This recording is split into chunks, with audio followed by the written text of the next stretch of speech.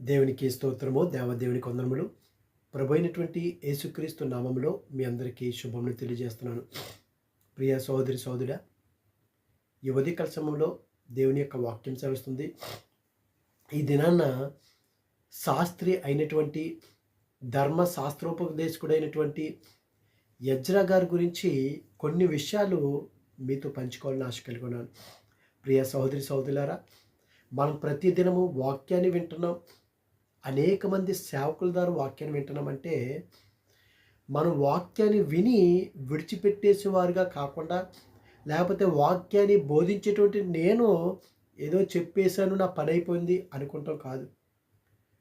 అపోస్తలుడైన పౌలు గారు అంటున్నారు, రోమిలికి రాసినటువంటి పత్రిక 2:21లో, ఎదుటివానికి బోధించు నీకు నీవే బోధించుకొనవా. అంటే ఏదో నీతులు చెప్పేశాను కదా, ఎదుటివారికి నేను పాటించకపోయినా పర్వాలేదు అని ఎప్పుడు కూడా అనుకోకూడదు.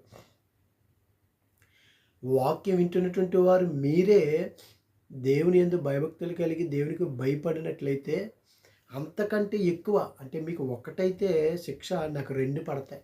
ఎందుకు? వాక్యాన్ని బోధించడం కాదు, వాక్యాన్ని బోధిస్తున్నట్టు నేను కూడా దేవునికి దగ్గరగా దేవుని యొక్క మాటకి లోబడి నేను జీవించాలి. అప్పుడే దేవుని యొక్క వాక్యానికి, దేవునికి నేను విధేయత చూపిస్తున్నటువంటి వాడిగా ఉంటాను. కానీ వాక్యం చెప్పినంత మాత్రాన దాని మీద నిలబడకపోతే, అందుకే వాక్యం బోధిస్తున్నట్టు నీకు నీవే బోధించుకొనవా. అవును, నాకు నేను బోధించుకోవాలి, వాక్యం మీద నేను నిలబడాలి, నిలకడగా ఉండాలి, స్థిరంగా ఉండాలి, దేవునికి విధేయత చూపించాలి. అంటే మనం వాక్యం వింటున్నామంటే ఆ వినేటువంటి వ్యక్తి గురించి మనం ఏదో ఒకటి నేర్చుకోవాలి. అతని యొక్క భక్తి ఏమిటి, అతని యొక్క విశ్వాసం ఏమిటి, దేవునికి ఏ విధంగా దగ్గరగా ఉన్నాడో, లేకపోతే దేవుని ఎడల ఎందుకు అవిధేయత కలిగి ఉన్నాడో, దుర్మార్గతను చూపించాడు దేవుడికని మనం తెలుసుకోవాలి. అతని యొక్క గొప్పతనము, లేకపోతే మంచితనము, చెడుతనము, ఎందుకు చెడుగా ఉన్నాడో, ఇవన్నీ కూడా మనం నేర్చుకోవాలని ప్రభు నామంలో నేను మీకు మనవి చేస్తున్నాను. ప్రియ సోదరి సోదర, ఎజ్రా అనగానే సహాయకుడు, అంటే సహాయం చేసేటువంటి వాడు. అవును, ఈ దినాల్లో మనం చూసుకున్నట్లయితే బహు తక్కువ మందే, ఎవరైనా సరే ఆపదలో ఉంటే సహాయం చేసేవారు తక్కువ మందే ఉంటారు. కానీ ఎజ్రా అనే మాటకి సహాయము. అసలు ఈ ఎజ్రాని మనం చూసుకున్నట్లయితే మొట్టమొదటిగా ఇశ్రాయేలు ప్రజలకి సౌలు రాజుగా ఉన్నాడు, 12 గోత్రాల వారికి. తర్వాత 40 సంవత్సరాలు పరిపాలించాడు. తర్వాత దావీదు గారు 40 సంవత్సరాలు పరిపాలించారు. అదేవిధంగా దావీదు గారు బెత్షెబాలకు పుట్టినటువంటి కుమారుడు సొలొమోను గారు 40 సంవత్సరాలు పరిపాలిస్తే, అతను చేసినటువంటి హీనమైనటువంటి కార్యములు బట్టి అతని కుమారుడైనటువంటి రెహబాము తరువాత ఇశ్రాయేలు యొక్క రాజ్యము 2గా చీలిపోయింది. ఎందుకంటే అప్పటికే వారు భయంకరంగా, వారి మీద పన్ను ఉన్నది. వారందరూ కూడా వచ్చి, ఇదిగో నీ తండ్రి మా మీద పన్నుల భారం ఎక్కుపెట్టి ఉన్నాడు, దాని విషయంలో మీరు సాయం చేసినట్లయితే, తగ్గించినట్లయితే మేమందరూ కూడా నీకు మేము సహకారులుగా ఉంటాము అని కొంతమంది వచ్చి మాట్లాడితే, సరే నేను చెప్తానని అడిగినప్పుడు కొంతమంది పెద్దలను అడుగుతాడు ఈ యొక్క రెహబాము, నువ్వు తగ్గించినట్లయితే వారందరూ కూడా నీకు సపోర్ట్ చేస్తారంటే, వారి మాటలు వినకుండా అతనితో పెరిగినటువంటి అతని స్నేహితుల్ని, యవ్వనస్తుల్ని అడిగి, లేదు అస్సలు నువ్వు తగ్గొద్దు అని అంట. ఇంకా ఎక్కువ భారాలు పెంచుతాడు. వారందరూ కూడా వ్యతిరేకత చెంది రెహబాముకు బదులుగా యెరోబాముని వారు రాజుగా ఎన్నుకుంటారు. అంటే ఈ విధంగా ఇశ్రాయేలు యొక్క రాజ్యము 2గా చీలిపోయింది. ఉత్తర రాజ్యము, దక్షిణ రాజ్యం కింద మనం అనేకసార్లు విన్నాం. అయితే ఈ విడిపోయిన తర్వాత వీరి యొక్క పరిస్థితి సరిగ్గా లేదు. దేవుని యొక్క దృష్టిలో వీరు భయంకరంగా, ఇటు ఉత్తరము దక్షిణం ఇద్దరు కూడా భయంకరంగా ప్రవర్తించారు. ఒకరి తర్వాత ఒకరు బబులోను చెరలోనికి వెళ్ళిపోయారు. బబులోను రాజు అయినటువంటి నెబుకద్నెజరు యెరూషలేముకి దాడి చేసి పట్టణాన్నంతా పాడు చేసి చెరలోనికి తీసుకెళ్ళిపోయాడు. 70 సంవత్సరాలు బబులోను చెరలో ఉన్నారు. తరువాత పారసీకుల రాజ్యం వచ్చింది. దేవుడు ఇంకా కోరేసు జన్మించకముందే దేవుడు ప్రవచించేశాడు ఇర్మియా గారి ద్వారా కూడా. ఇదిగో అన్యుడైనటువంటి కోరేసు యొక్క హృదయాన్ని ప్రేరేపించి ఇదిగో చెరలో ఉన్నటువంటి వారిని 70 సంవత్సరాల తర్వాత యెరూషలేములోనికి పంపబడతారో అని దేవుని యొక్క వాక్యం సెలవిచ్చింది. ఆ సమయంలో 70 సంవత్సరాలు అయిన తర్వాత దానియేలు గారి ప్రవచనం ఉంది కదా, అప్పుడు మొదటి దఫాగా జెరుబ్బాబేలు నాయకత్వంలో వచ్చి మందిరాన్ని కడతారు. రెండో దఫాగా చూస్తే ఎజ్రా గారు, ఎందుకు భయంకరమైన పరిస్థితుల్లో వారు పడిపోయి ఉన్నారు. మూడో దఫాగా నెహెమ్యా గారు వస్తారు ప్రాకారాలను కట్టడానికి. ఈ రెండో దఫాలో వచ్చినటువంటి ఎజ్రా గారి నాయకత్వంలో చూసుకున్నట్లయితే ఎజ్రా గారు దేవుని యొక్క వాక్యాన్ని బోధించడానికి వచ్చారు. అసలు ఎజ్రా గారు ఎవరని మనం చూసుకున్నట్లయితే ఎజ్రా గారు ప్రధాన యాజకుడైనటువంటి అహరోను సంతతి వాడు. అంటే ఎలియాజరు, ఫినహాసు, అంటే ఇంకా మనం అలా వెళ్ళిపోతూ ఉంటే ఈయన ఒక శాస్త్రి. అందుకే ఎజ్రా గ్రంథము 7వ అధ్యాయంలో చూస్తే 7వ అధ్యాయంలో మనకు కనబడుతుంది అక్కడంతా ఆయన ఎక్కడి నుంచి ఏంటన్నది. అంటే లేవి వంశానికి చెందినటువంటి వాడు. 6వ వచనం చూస్తే ఈ ఎజ్రా ఇశ్రాయేలు దేవుడైన యెహోవా అనుగ్రహించిన మోషే యొక్క ధర్మశాస్త్రమునందు ప్రవీణత గల శాస్త్రి,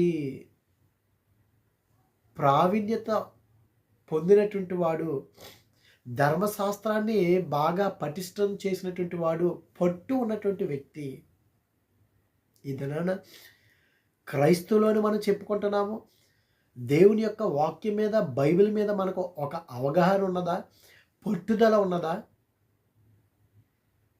ఇదిగో ఎజ్రా గారు ధర్మశాస్త్రమునందు ప్రావీణ్యత కలిగినటువంటి వాడు, ప్రవీణత కలిగినటువంటి వాడు, అంత పట్టు ఉంది, అంత జ్ఞానం కలిగినటువంటి వాడు ధర్మశాస్త్రం మీద. ఎంత గొప్ప భాగ్యం అండి! ఎజ్రా గారు దేవుని యందు భయభక్తులు కలిగి జీవించడమే కాదు, ధర్మశాస్త్రం యందు ప్రవీణత కలిగినటువంటి వాడు. ఇంకా 10వ వచనంలో చూస్తే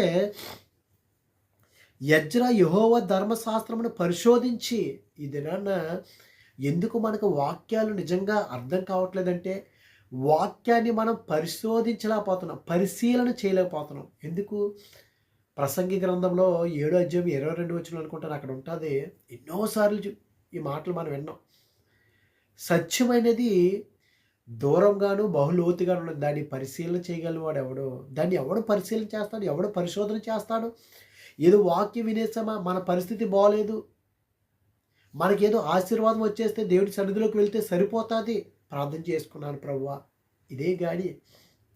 వాక్యాన్ని పరిశీలించాలి, వాక్యాన్ని పరిశోధించాలి అని బహు తక్కువ మందికే ఆ యొక్క అవగాహన, ఆ ఆలోచన, ఆ పట్టుదల, ఏదో తెలుసుకోవాలి, దేవుని గురించి నేను ఏదో లోతుల్లో నేను వెళ్ళాలి అన్నది చాలా తక్కువ మందికేనండి.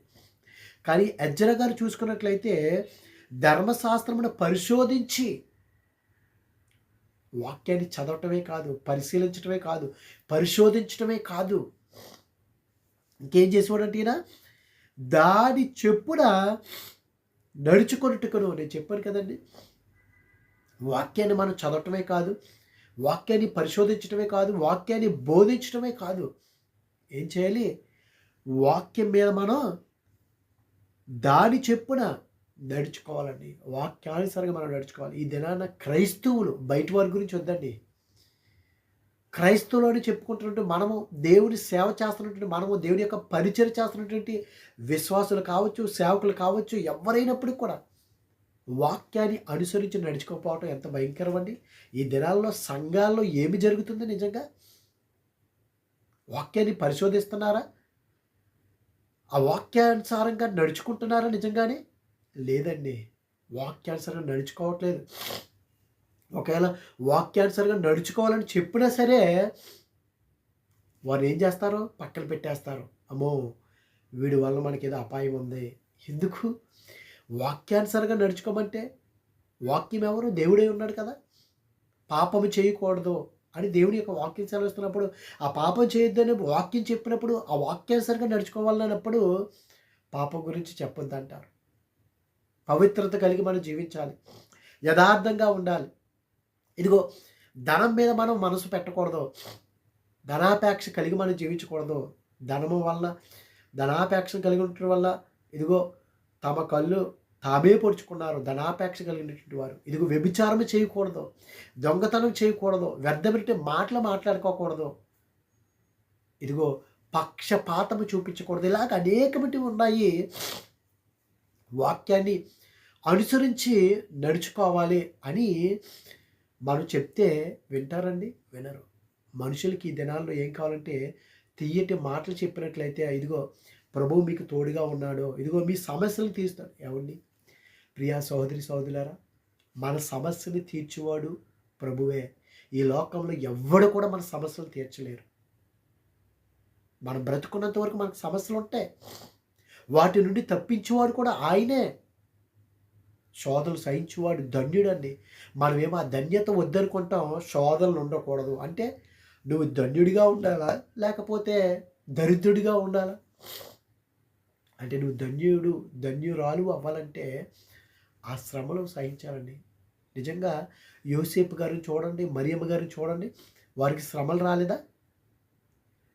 మరియమ్మ గారు ఆమె ధన్యురాలు. అన్ని తరముల వారు ఆమెని ధన్యురాలు అంటారు. ఎందుకు? ఆమె శ్రమను అనుభవించిందండి. వివాహము కాకుండానే కన్యకగా ఉండగానే ఆమె గర్భము ధరించింది. ఎన్ని నిందలు వేసుంటారో, కానీ ఆమె వాటన్నిటిని కూడా భరించిందండి. అదండి దేవుని యొక్క వాక్యాన్ని అనుసరించి నడుచుకోవాలంటే మనకేమో శ్రమలు ఉండకూడదు, ఇరుకులు ఉండకూడదు, ఇబ్బందులు ఉండకూడదు, సంతోషంగానే ఉండాలి. సంతోషంగా ఉంటే కనుక దేవుణ్ణి జ్ఞాపకం చేసుకుంటామా? మర్చిపోతామండి మనం. ఇదిగో ఎజ్రా గారు వాక్యాన్ని పరిశోధించడమే కాదు, వాక్యానుసారంగా ఆయన నడుచుకుంటును ఇశ్రాయేలుకు దాని కట్టడలు విధులు నేర్పుటకును దృఢ నిశ్చయం చేసుకున్నాడు. ఏమండి ఇశ్రాయేల్ ప్రజలకి వాక్యాన్ని బోధించడానికి ఒక దృఢ నిశ్చయం చేసుకున్నాడు. ఆయనకు ఒక సంకల్పం ఉన్నది, ఆయనకు ఒక ఆశ ఉన్నది, ఆయనకు ఒక ధ్యేయం ఉన్నది, ఆయనకు ఒక కోరిక ఉన్నది, ఆయనకు ఒక పట్టుదల ఉన్నది. ఏమిటి? ఇదిగో నా ప్రజలకి దేవుని యొక్క వాక్యాన్ని నేను బోధించాలి. అదండి ఈ దినాల్లో ఎంతమందికి ఆశ ఉన్నదండి? సత్యమైనటువంటి వాక్యాన్ని బోధించాలి. వాక్యాన్ని బోధించడమే కాదు, వాక్యాన్ని అనుసరించి నడుచుకోవాలి, వాక్యాన్ని పరిశోధించాలి అని ఎవరికి ఎంతమందికి ఆశ ఉందో ఒక్కసారి మనల్ని మనం పరీక్షించుకోవాలి. ఎజ్రా నిజంగా సహాయం చేసేవాడు. ఎందులో? వాక్యాన్ని పంచటంలో, వాక్యాన్ని వివరించటంలో, వాక్యాన్ని పరిశీలించటంలో, ఇదిగో వాక్యాన్ని అనుసరించి నడుచుకుంటంలో ఆయన నిజంగా గొప్ప ప్రావీణ్యత కలిగినటువంటి వాడు. అంతేకాదండి, ఇక్కడ 6వ వచనంలో చూస్తే చివర మరియు అతని దేవుడైన యెహోవా హస్తం అతనికి తోడుగా ఉన్నందున, దేవుని యొక్క వాక్యం చదువుతున్నప్పుడు, వాక్యాన్ని అనుసరించి నడుచుకుంటున్నప్పుడు, పరిశీలిస్తున్నప్పుడు దేవుడు మనకు తోడుగా ఉంటాడు. ఆయన యొక్క వాక్యం చూడండి, దేవుడైన యెహోవా హస్తము అతనికి తోడుగా ఉన్నందున అతడు ఏ మనవి చేసినను రాజు అనుగ్రహించును. మనం కూడా చూడండి, నిజంగా దేవుని యందు భయభక్తులు కలిగినప్పుడు మనం ఒక చోట ఉద్యోగం చేస్తున్నామా, మన యజమాని ఏది అడిగినా సరే నాకు పలానది కావాలి అయ్యగారు అని అంటే మాట్లాడరండి. ఎందుకు? దేవుడు మన పక్షాన ఉంటాడో వారిలో ఆ ప్రేమనిచ్చేసి మనకు కనపరుస్తున్నాం. మనం అనుకుంటాం మనమే గొప్పవారు, అందుకే మన మాట వినేస్తున్నారు, మన యజమానుడు అనుకుంటాం. కాదు, ఆ మనసుని వారికి అనుగ్రహిస్తారు. లేకపోతే మనం ఎవరిని ఏది అడిగినా సరే, బయట వారిని కావచ్చు, వారు కాదండ్రో ఏదైనా సరే ఇస్తారు. ఎందుకు? దేవుని యొక్క కృప అన్నది. ఎప్పుడు? దేవుని యొక్క వాక్యాన్ని అనుసరించి నడుచుకుంటున్నప్పుడు, వాక్యాన్ని చదువుతున్నప్పుడు, వాక్యాన్ని ప్రకటిస్తున్నప్పుడు, వాక్యాన్ని పరిశోధిస్తున్నప్పుడు దేవుని యొక్క హస్తము మనకు తోడుగా ఉంటుంది. ఎజ్రాకి తోడుగా ఉన్నది. రాజుని ఏది అడిగినా సరే అర్థ అసస్తు ఆ రాజుగారు ఏది అడిగినా సరే ఆయనకి అందజేస్తున్నాడు. ఉత్తరం ఒకటి రాశారండి రాజుగారు. రాసేసి ఆయన ఇలాగంటున్నాడు, యెహోవా ఆజ్ఞల వాక్యములందును ఆయన ఇశ్రాయేలుకు విధించిన కట్టడలందును శాస్త్రియు యాజకుడైన ఎజ్రాకు రాజైన అర్తషస్త ఇచ్చిన తాకీదు నకలు. తాకీదు రాశారు ఏమని? రాజైన అర్తషస్త ఆకాశమందులి దేవుని ధర్మశాస్త్రమందు శాస్త్రియు యాజకుడైన ఎజ్రాకు క్షేమము మొదలగు మాటలు వ్రాసి ఇలాగ సెలవిచ్చును, చేతనున్న నీ దేవుని ధర్మశాస్త్రమును బట్టి యోధాను గురించి యెరూషలేమును గురించి విమర్శ చేయుటకు నీవు రాజు చేతను అతని 7 మంత్రుల చేతను పంపబడితేవి గనుక. 7 మంత్రుల చేత పంపబడ్డాడంటండి. రాజుగారికే దేవుడు ప్రేరేపణ కలిగించాడు. ఇదిగో ఈ తర్వాత రాజు కూడా, కోరేస్ తర్వాత కూడా చూడండి రాజులు ఏ విధంగా మాట్లాడుతున్నారో. ఎజ్రా ఎందుకు దేవుని భయభక్తులు కలిగినటువంటి వాడు. ఇదిగో ఎజ్రా గారు వెళ్తున్నప్పుడు కూడా బంగారము వెండి దేవుడి యొక్క ఉపకరణములు అన్నీ కూడా అప్పగిస్తున్నది. ఇంకా నీకు ఏమైనా కావలిస్తే అడుగు అని ఈ అర్తషస్త రాజు అంటున్నాడండి. ఇదిగో ఎజ్రా, నువ్వు దేవుని యొక్క ధర్మశాస్త్రాన్ని నువ్వు బోధించాలి. ఎవరైతే కనుక నేర్చుకున్నారో వారిని అధిపతులుగా అంటే అధికారులుగా నువ్వు నియమించు. ఒకవేళ ఎవరైతే నేర్చుకోలేదో వారికి నేర్పించు అంటున్నాడంటే ఎంత గొప్ప భాగ్యమండి. ఈ దినాన్న ఏ యొక్క విశ్వాసైనా అయ్యో మాకు వాక్యము అందించండి, వాక్యాన్ని నేర్పించండి అన్నవాళ్ళు ఎవరైనా ఉన్నారా? ఎప్పుడు సంఘం అయిపోతుందా, ఎప్పుడు వెళ్ళిపోదామా ఇదే ఆశ. కానీ అయ్యో దేవుని యొక్క మాటలు విందాము అని లేదండి దినాల్లో. కానీ ఎజ్రాకి ఇదిగో అర్తషస్త రాజు చెప్తున్నాడు. చూడండి ఆయన అంటున్నాడు, ఆకాశమందులి దేవుని ధర్మశాస్త్రమును, ఎజ్రా గ్రంథము 7:21 కింద చూస్తే, ఆకాశమందులి దేవుని ధర్మశాస్త్రంలో శాస్త్రియు యాజకుడని ఎజ్రా మిమ్మును ఏదైనా అడిగిన ఎడలా ఆలస్యం కాకుండా మీరు దాన్ని చేయవలసి. ఎవరికే? నది అవతల ఉన్నటువంటి వారు. వీరు మిళితమైపోయి ఉన్నారు కదా సమరయుల వీళ్ళు. అంతకని వారిని కనుక వీరు ఏదైనా అడిగితే కనుక తప్పనిసరిగా చేయాల్సిందే. ఎందుకంటే వారు కుట్ర పనిచేశారు. అసలు సంఘం కట్టకుండా అనేకటి ఇంతకుముందు కూడా చెప్పని ఈ యొక్క వాక్యాన్ని. అంటే ఎజ్రా గారు ఎవరిని ఏది అడిగినా సరే అది ఇవ్వాల్సిందే. వారి మీద పన్ను కాదు కదా, శిస్తు గారు ఏది ఉండకూడదు అని అంటూ ఆయన ఈ విధంగా అంటున్నాడండి.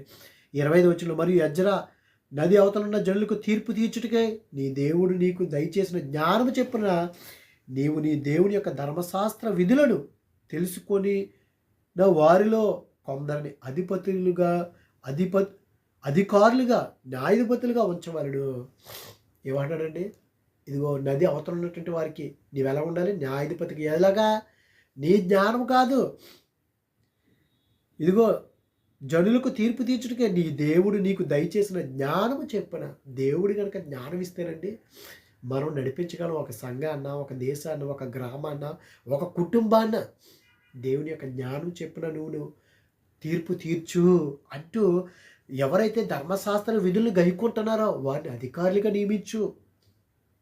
ఆ ధర్మశాస్త్ర విషయంలో తెలియని వారెవరో వారికి నేర్పవలను. అదండి ఒక అన్యుడు రాజే అంటున్నాడండి. ఇదిగో ఎజ్రా గారే 7:10 ఒక ఆ దేవుని యొక్క కట్టడలను విధులను నేర్పుటకు ఒక దృఢ సంకల్పం కలిగి ఉన్నాడు. మరలా ఎజ్రా గారు ఉన్నారు, రాజు కూడా అంటున్నాడు, ఇదిగో ఎవరైతే గనక ధర్మశాస్త్ర విషయంలో తెలియని వారెవరో వారికి ఏం చేయాలి? నేర్పించి నువ్వు. ఎంత గొప్ప భాగ్యం అండి. ఈ దినాన నిజంగా మనకు నేర్పించే వాళ్ళు ఉన్నప్పుడు మనం నేర్చుకునేటువంటి ఆసక్తి కూడా చూపించాలి. అంటే ఈ దినాన ఎజ్రాను చూసి మనం నేర్చుకోవాలి, వాక్యాన్ని పరిశోధించాలి, వాక్యాన్ని మనము అనుసరించి నడుచుకోవాలి. ఇదిగో ఒక దృఢ సంకల్పం కలిగి ఉండాలి. వాక్యాన్ని నేను ప్రకటించాలి, వాక్యాన్ని అనుసరించి నేను నడుచుకోవాలి. ఇదిగో ఎవరైతే కనుక వాక్యం తెలీదో వారికి నేను చెప్పాలి అనే ఆసక్తి కలిగి ఉన్నట్లయితే ప్రియ సోదరి సోదర, దేవుని యొక్క హస్తము నీకు తోడుగా ఉంటుంది. నీకు తెలుసు దేవుని యొక్క జ్ఞానం ఉన్నది, ఆ లోతులు నీకు తెలుసు, నువ్వు పరిశోధించావు. కొంతమంది చెప్పరండి, అడిగినా సరే చెప్పరు. ఇది నా జ్ఞానము, నాకు తెలుసు, కొన్ని చోట్లే చెప్పాలనుకుంటారు. కాదండి, దేవుని యొక్క వాక్యము ఇదిగో శిష్యుని పిలిచి మీరు సర్వలోకముకి వెళ్ళి సమస్తానికి మీరు వెళ్ళి వాక్యాన్ని ప్రకటించండి అన్నారండి. అలాంటప్పుడు నీకు తెలిసినప్పుడు నువ్వెందుకు దాచుకుంటున్నావు? ఒకవేళ నీకు తెలియనప్పుడు నువ్వెందుకు నేర్చుకోవట్లేదు? నువ్వు ఎందుకు అడగట్లేదు? కానీ రాజు అంటున్నాడు ఎజ్రా గారితోటి, ఇదిగో ఎజ్రా, ఎవరైతే కనుక ధర్మశాస్త్రాన్ని కనుక తెలియకుండా ఉన్నారో, ఇంకా నేను నేర్చుకోలేదో వారికి నువ్వు నేర్పించు, వారికి నువ్వు బోధించు అంటున్నాడంటే వారికి నువ్వు నేర్పవలని అంటున్నాడండి. అదండి నిజమైనటువంటి సేవకుడు చేయవలసింది. అయ్యో నా బిడ్డలకి వాక్యం తెలియట్లేదు, తెలిసిన వారి చేత చెప్పించాలి, లేకపోతే నాకు తెలుసు నేను బోధించాలి, బయట వారికి కూడా నేను చెప్పాలి అని ఆశ కలిగి ఉన్నట్లయితే దేవుడు బహుగా ఆస్వాదిస్తాడు. దేవుడి యొక్క హస్తము మన మీద ఉంటుంది. నువ్వే కార్యం తలపెట్టినా దేవుడు నిన్ను వర్ధలింప చేస్తాడండి. వాక్యాన్ని మనం వినవండి, వాక్యాన్ని ఇష్టపడమండి. ఎంతసేపు లోకానుసరి మాటలు, నవ్వుకునే మాటలు అయితే వింటారు, కానీ సత్యమైనటువంటి వాక్యానికి దొరద చెవులు వారి వలె ఉంటారు. నేను ముగిస్తాను ఎందుకంటే ఎక్కువ సమయం చెప్తే వినరు కనుక. ఇదిగో నీవు ధర్మశాస్త్రం కానీ రాజు యొక్క చట్టము కానీ గైకొనని వాడు ఎవడో త్వరగా విచారణ చేసి ఎవడైతే గనక రాజు యొక్క చట్టాన్ని కానీ ధర్మశాస్త్రం యొక్క విధులు కానీ ఎవడైతే నిర్వర్తించడో పాటించడో అటువంటి వాడికి మరణశిక్ష. విచారణ చేయి. ఎవడైతే వింటలేదో, ఎవడైతే నేర్చుకోవట్లేదో, ఎవడైతే వాక్యాన్ని అనుసరించి నడవట్లేదో నువ్వే విచారణ చేయి. ఎంత చూడండి, వారికి మరణశిక్ష. ప్రియా సోదరి సోదరా, దేవుడు ఒకానొక దినాన్ని మనల్ని అడుగుతాడు, లెక్క అప్పగించాలి. దేవుని యొక్క వాక్యాన్ని మనం నేర్చుకుంటున్నామా, లేకపోతే దేవుడే విచారణ చేస్తాడు. నా కుమారుడు వాక్యాన్ని, సత్యమైనటువంటి వాక్యాన్ని నేర్చుకుంటున్నాడా లేదా, బోధిస్తున్నాడా లేదా, అనుసరించి నడుచుకుంటున్నాడా లేదా, పరిశీలిస్తున్నాడా లేదా. దేవుడు విచారణ చేస్తాడు. నువ్వు పరిశోధన చేయవు, వాక్యాన్ని వినవు, వాక్యాన్ని అనుసరించి నడుచుకోవు, వాక్యాన్ని బోధించవు, ఏమైపోతావు? మరణశిక్ష. పాపం వల్ల వచ్చే జీతము మరణము. నువ్వు మరణించకూడదు ప్రియా సోదరి సోదరుడా. నువ్వు జీవింప చేయాలి, నీవు జీవించాలి, అనేక మందికి నువ్వు జీవాన్ని ఇవ్వాలి. దేవుని యొక్క వాక్యం ద్వారా మనవి చేస్తున్నాను. ఇదిగో ఆస్తి జప్తి అయినను, ఖైదీనైనను వాడికి విధించాలి. ఖైదీగా చెరసాలు వేసి వాక్యాన్ని వినకపోతే, వాక్యాన్ని అనుసరించి నడుచుకోకపోతే ఎంత గొప్ప భాగ్యం. ఈ దినాల్లో ఉంటేనా వాక్యం వినట్లేదు వీడు, వేసే జైల్లోడు. ఈ సంఘం కాకపోతే ఇంకో సంఘం, ఇంకో సంఘం కాకపోతే ఇంకొక సంఘం, వెళ్ళిపోతారు అంతే. ఈ అర్థశాస్త్ర పెట్టినటువంటి రూల్ కనుక ఉంటే వాక్యాన్ని వీడు వింటలేదు, వాక్యాన్ని అనుసరించి నడుచుకోవట్లేదు, వాక్యాన్ని బోధించట్లేదు, పరిశీలించట్లేదు, వెళ్ళి జైల్లో వేసే వీడికి ఖైదీ వీడు అంటే ఎలా ఉంటుందండి? గజగజలాడిపోతారండి. దేవునికి భయపడలేదండి మనం. అసలు దేవుని మందిరానికి వెళ్తేనే భయపడలేదు. ఇంకెప్పుడండి మనం నేర్చుకునేది? ప్రియా సోదరి సోదరులారా, వాక్యాన్ని వినండి. ఇదిగో ఇంకా చాలా ఉన్నది ఎజ్రా గారి గురించి కానీ అనేక మంది వాక్యాన్ని చెప్తున్నా సరే వింటలేదు. అదే బాధాకరం. ఇంత సమయం తీసుకొని వాక్యాన్ని బోధిస్తుంటే పెడచెవుని పెడుతున్నారు, కానీ వాక్యాన్ని విని అది అనేక మందికి పంపించాలి, నేను వినినటువంటి వాక్యాన్ని అని ఎవ్వరికీ లేదండి. అంతకుమించి ఇందులో మనకేం వచ్చేది లేదు. అనేక మందికి దేవుని యొక్క ఆ స్వచ్ఛమైనటువంటి స్వార్థం లేనటువంటి వాక్యాన్ని బోధించాలి, వాక్యాన్ని పంచాలని ఒక ఆశ. చూడండి, ఈ యొక్క రాజుగారు పంపించారు. నిజంగా యెరూషలేమునందు యెహోవా మందిరమును అలంకరించుటకు రాజునకు బుద్ధి పుట్టించినందున రాజును అతని మంత్రులను రాజు యొక్క మహాధిపతులను నాకు దయ అనుగ్రహించి చేసినందునను మన పితరుల దేవుడైన యెహోవాకు స్తోత్రం కలుగుగాక. నా దేవుడైన యెహోవా హస్తము నాకు తోడుగా ఉన్నందున నేను బలపరచబడి నాతో కూడా వచ్చుటకు ఇశ్రాయేలు ప్రధానులు సమకూర్చి తిని. ఎందుకు? దేవుడు తోడుగా ఉన్నాడు కనుక అంటున్నాడు, వాక్యము ద్వారా నేను బలపడ్డాను. అవునండి, నేను కూడా ప్రతి దినాన్ని నేను ఇలాగ పెట్టడం వల్ల నేను బలపడుతున్నానండి. వాక్యాన్ని నేను నేర్చుకుంటున్నాను. నిజంగానే ఏదో గొప్ప వాక్య పరిచారకుడు అని కాదు. ఇలాగ బోధించేటప్పుడు నేను అనేక కొత్త విషయాలు తెలుసుకుంటున్నాను. నేను బలపడుతున్నాను నిజంగానే. దేవునికి వందనాలు. నిజంగా ఇదిగో వాక్యంలో కూడా ఎజ్రా గారు అన్నారు, వాక్యాన్ని పరిశోధించడం వలన, పరిశీలించడం వలన, వాక్యాన్ని అనుసరించి నడుచుకోవటం వలన, వాక్యాన్ని బోధించడం వలన నేను బలపడ్డాను. ప్రియ సహోదరి సహోదరులారా, వాక్యాన్ని వినేటప్పుడు నిజంగా మీరు బలపడుతున్నారా? వాక్యాన్ని విని దాన్ని అనుసరించి నడుచుకుంటున్నారా? ఇదిగో వాక్యాన్ని మీరు ప్రకటించగలుగుతున్నారా? నాకు జ్ఞానం లేదు, నా నోరు తిరగట్లేదు అంటాం కాదు. ఆశ ఉంటే, ఒక దృఢ సంకల్పం ఉంటే దేవుడే నడిపిస్తాడు. అటువంటి కృప దేవుడు మనందరికీ అనుగ్రహించునుగాక. ఆమేన్. పరిశుద్ధుడా, ప్రేమగల తండ్రి, మహిమగల దేవునికి స్తోత్రాలు ప్రభా. ఇదిగో తండ్రి, ఈ దినాన్ని నువ్వు ఇచ్చినట్టు గొప్ప భాగ్యాన్ని బట్టి నీకు వందనాలు. ఎజ్రా ప్రభా, ఇదిగో తండ్రి, ధర్మశాస్త్రం నందు ప్రావీణ్యత కలిగినటువంటి వాడు, ధర్మశాస్త్రాన్ని ప్రభా పరిశోధించేవాడు, పరిశీలన చేసేవాడు, ధర్మశాస్త్రాన్ని అనుసరించి నడుచుకునేటువంటి వాడు. ఇదిగో తండ్రి, ఈ యొక్క వాక్య విధులను అనేక మందికి బోధించాలని దృఢ సంకల్పం కలిగినటువంటి వాడు. అందువల్లనే నీ యొక్క హస్తము అతనికి తోడుగా ఉంది. అతను ఎక్కడ అడుగుపెట్టినా, ఎవరితో ఏమి అడిగినా అది దయచేటువంటి గొప్ప దేవునికి వందనాలు. ఈ దినాన్ని వాక్యం ఇటువంటి మమ్మల్ని కూడా మీరు బలపరచండి, స్థిరపరచండి, మాకు సహాయం దయచేయమని క్రీస్తు నామమున అడుగుచున్నాం పరమ తండ్రి. Amen, amen. God bless you all. దేవుడు మిమ్మల్ని, మీ కుటుంబాన్ని దేవుడు దీవించి ఆస్వాదించును గాక. ఆమేన్.